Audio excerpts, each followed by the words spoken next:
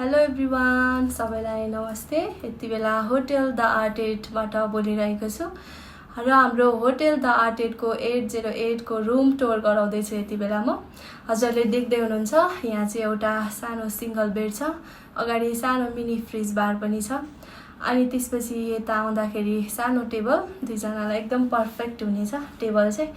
र यता चाहिँ एउटा मास्टर बेड छ, बेडसिटहरू हेर्नु हुँदैछ, एकदमै क्लिन छ। अनि यता एउटा फोन छ, अनि यता यो बहिनीहरूले चाहिँ एकदमै मेहनत गर्छ। अनि यो आर्ट देख्दै हुनुहुन्छ, होटल द आर्टेटमा आर्ट नहुने कुरा हुँदैन, त्यो हातले नै बनाएको आर्ट हो। र ओभरअलमा हाम्रो यो बेडसिटहरू चाहिँ चाइनाबाट आउँछ, एकदमै राम्रो नै छ, क्वालिटी एकदमै राम्रो छ। अनि यता देख्दै हुनुहुन्छ एउटा टेबल अनि ऐना, यता लाइटिङहरू पनि एकदमै राम्रो छ हाम्रोमा। रुमहरूमा एकदमै धेरै लाइट छ, अनि ऐनामा पनि लाइट हुन्छ हाम्रोमा चाहिँ। सानो कुर्सी पनि छ त्यहाँ बस्नको लागि।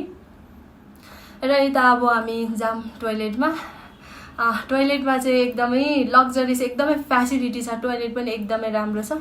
हेर्दै हुनुहुन्छ यो टाइलहरू एकदमै यो ब्रान्डेड हो, यहाँ फ्लस भइहाल्यो। यता एउटा झ्याल छ, भ्यू एकदम राम्रो देख्छ यता किस्ट हस्पिटल छेउ।